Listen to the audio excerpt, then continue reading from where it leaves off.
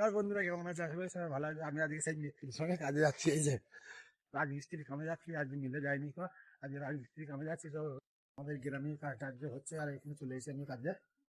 এইখানে সেন্টারিং এ কাজ হবে আর মিস্ত্রি বাবু উঠে পড়েছে আমার উপরে। আজকে এখানে কাজ করবো, কালকে কোথাও হবে এখন জানি না আমি। তো আমি ওখানে কাজে গিয়েছিলাম, এখন খেতে যাওয়ার টাইম হলো তাই খেতে চলে এলাম। তো এখন মুড়ি খেয়ে নিলাম, এসে আবার দিয়ে কাজে যাবো। কাজে থেকে এসে 4টে 5টার সময় ছুটি হবে, তখন এসে ভাত চাপাবো। তো আমরা খেতে গেছিলাম, খেয়ে চলে এলাম আমি আর আমার মিস্ত্রি। আর যারা সব কাজ করে ওরা এখনো আসে নাই। নাসা লাগানো হয়েছে এখন, নাসা এখনো লাগাইছে। এসে ওই মিস্ত্রিগুলো আসবে, দিয়ে তারপরে পাটা পিট হবে।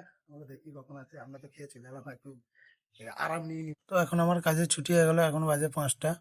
তো 5টার সময় আমার ছুটি হয়ে গেল, আমি যন্ত্রপাতি গোছ করে ছাদের উপরে একবার এলাম, যেহেতু আমি নিচেই থাকি, কতটা কি হয়েছে না হয়েছে দেখতে এলাম।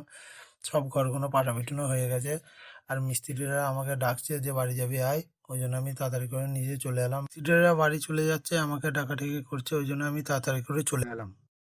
তো ওখানে কাজে ছুটি হয়ে গেল, বাড়ি চলে এলাম। এখন বাজে 5:30।